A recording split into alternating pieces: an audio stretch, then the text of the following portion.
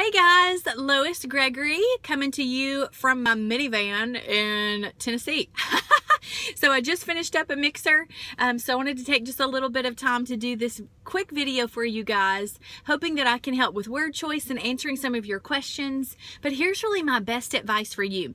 My mentor in AvoCare is Laura Shoemaker, and if you've ever met Laura, you will know within 2 seconds that she is strong, she is bold, she is a visionary. She's the gal that jumps straight to advisor without trying one product. Like, that's her personality. And so I realized that for the first 6 months of my journey that I was really holding myself back because I felt like I had to talk just like her. And I don't talk just like her. I'm goofy. I say weird things like muffin top and smack your granny. And so I had to release myself of that. So as I go over and answer some of these questions tonight for you all, and I go over word choice, don't try to sound just like me. Be you, because people will see through some type of little cheesy script, or they will really be attracted to your authenticity. So with that said, let's dive into some of the questions. Number 1. How did you meet your top frontline advisor? So we have 2 diamonds on our team. One is Rachel Witt. She is 6 levels to us, but she is frontline to me in my heart. So she was a leapfrog conversation, one of my very best friends now. She's amazing. And so that is 1 diamond on our team. And the second is Ryan and Ashley Shepard.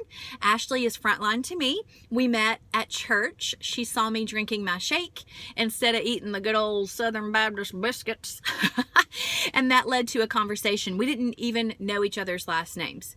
So we built trust through a relationship, and that allowed her to open up and really begin to introduce me to people. So building trust was really huge. So I hope that helps. We have another frontline Emerald, who was a police officer with Laramie, happy product user for a year, and then had her start date in May 2012, but her decision date came about a year and some change later. And what I mean by that is sometimes people get started and it's not the right time for them to pursue the business. So continue to love on them, include them, be kind to them, because when that door is open, or they need that door to be open because you fostered a great relationship, they'll walk right through it, versus you made them feel uncomfortable because they weren't ready to do the business or they felt pushed away. Just making sure that you really focus and love people where they're at. Number 2, what is some advice on reaching back out to people who maybe do a challenge but don't continue on? So my biggest tip on this one, and something that is a very hard lesson for a type A person like myself to learn, is that you have to focus on what you can control. And here's what I mean by that. Our first week, we had about 80 people on a 24-day challenge. It was insanity. And so I was duplicating what was done to me. The girl that got me on product did not coach me. Ergo, I had no idea that I should be doing that with these 80 people. It was insane, roadkill, hot mess, people having issues. And that's when Larry and I sat down and created that coaching checklist, the one that's on the microsite today. It's been modified just a little bit because I had to focus on what I can control. So I can't control if someone does the challenge to a T, but I can control that we had that prep call before the challenge started, that I helped map out success for them. I can control that I'm keeping up with them throughout the challenge and providing good customer service, not just via text or a Facebook message, but they're hearing it in my voice, that I connect them on day 18 to what happens next. But here's the truth. Sometimes you can do all of that and they don't continue on. Think about my friend Marla. She got started with us about a year into our journey. She has attempted probably 4 24-day challenges and did not succeed until this last all-in challenge. This is the first one she's actually finished. Why is that?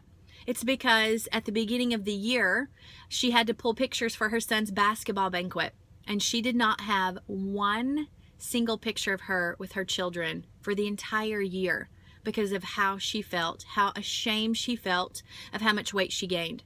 So that was Marla's flip the switch moment of, you know what, I'm done. I'm done with making excuses. I couldn't control that. But what I could control is that I've loved on her, and when she was ready, she came back without one bit of hesitation because she knows I love her and I care about her. So sometimes that just happens, but you got to focus on what you can control. Are you really spending time to invest in people? Number 3, reaching out on Facebook. Well, this is kind of a double-edged sword, because I think we have to back up the canoe. If you are not using Facebook as a valuable tool, then it doesn't matter if you're reaching out on Facebook. So follow me here. So if you don't have their phone number, most likely it's because they're not someone you obviously talk to or see on a frequent basis. So their only perception of you is what they're seeing on Facebook. So are you using that properly as a tool to build your business? I encourage you to go look at my Facebook wall, and I have it in my planner what to post about on what days, so that I can make sure I'm dripping about my life, that I'm sharing memories, that I'm bragging on other people, that I'm talking about AvoCare, that there are days that I don't post, so that I am using that as a tool to attract people to me through who I am, not attract based on looks. You get where I'm going. But some people have a very Jekyll and Hyde Facebook wall. Meaning one day they're like hating life, and they hate their job, and they hate traffic, and bumper to bumper, and they got road rage, and the next day they went to an amazing AvoCare event that changed their life. No one's taking you seriously. So you got to have those things in place, because when that Facebook message pops up in someone's inbox, do they really believe that what you're doing is legit? Or is it just something else, another pie in the sky that everyone else is doing? Okay, does that make sense? I hope it makes sense. So I think about my friend Amy Habart. Sorry, it's getting dark, so I'm like, I think about my friend Amy Habart. We were about a year into our journey when I reached out to her. We had gone through a leadership program probably 3 years prior. She moved away, didn't have her number. So my Facebook message sounded something like this. Hey girl, I've just had you on my mind and would love 15 minutes of your time that you can chat. So when's a good time for you?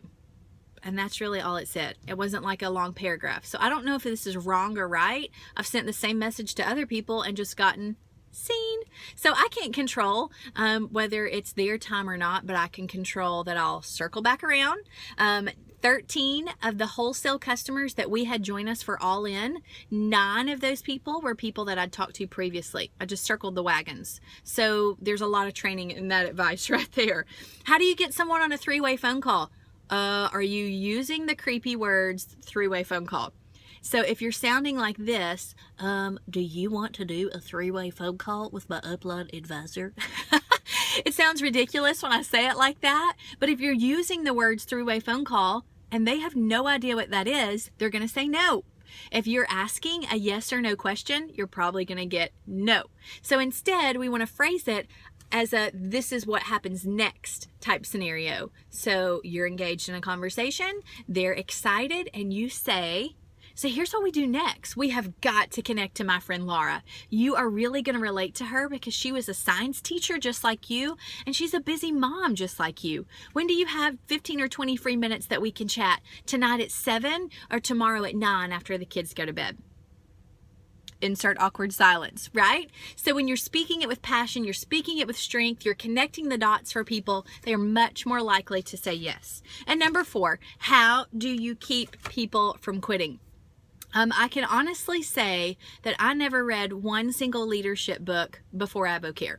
And in fact, it was about a year into our journey. Things happened so fast for us. We hit Diamond 13 months into our business, and we were working the first 8 months of that, working full-time jobs. So 0 to 8 months was Emerald. So it was fast. And Kelly Prater went to a leadership summit that we had earned with the Shoemakers, and she looked at me and she said, "How much are you reading?" And I said, I read Junie B. Jones like every day. I taught 2nd grade. So I'm reading a lot. She said, no, I'm serious. If I told you that this one activity, 15 minutes a day, could grow your check exponentially, would you do it? Of course, I'm like, yes. What is it? She said, you've got to read leadership books because your pen level is going to outgrow your leadership ability. And so one of my favorite authors to read is John Maxwell. He's got a 101 series.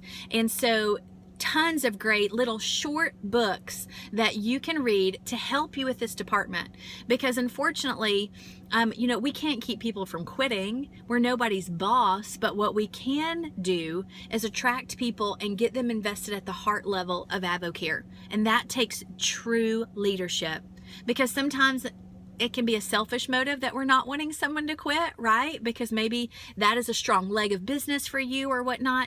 So we want to make sure that we're operating from our heart, not our head, okay?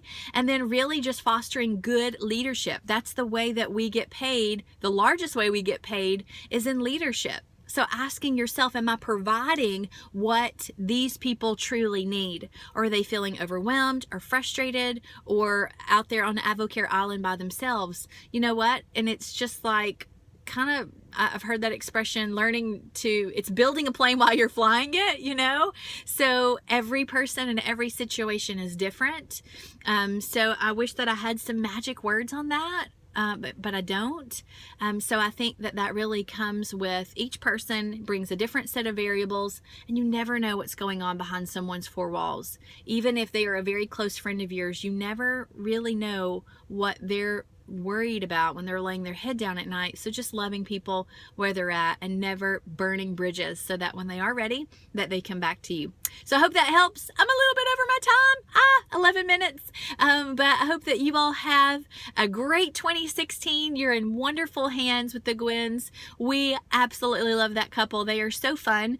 And I think about our first diamond trip, they were so welcoming to us. And you know, it can be intimidating when you're hanging out with the big dogs. And we realized very early on, you know what? They're real people just like us. So you're in great hands. Listen to what they have to say. Open your heart to be mentored, because that is a two-way street.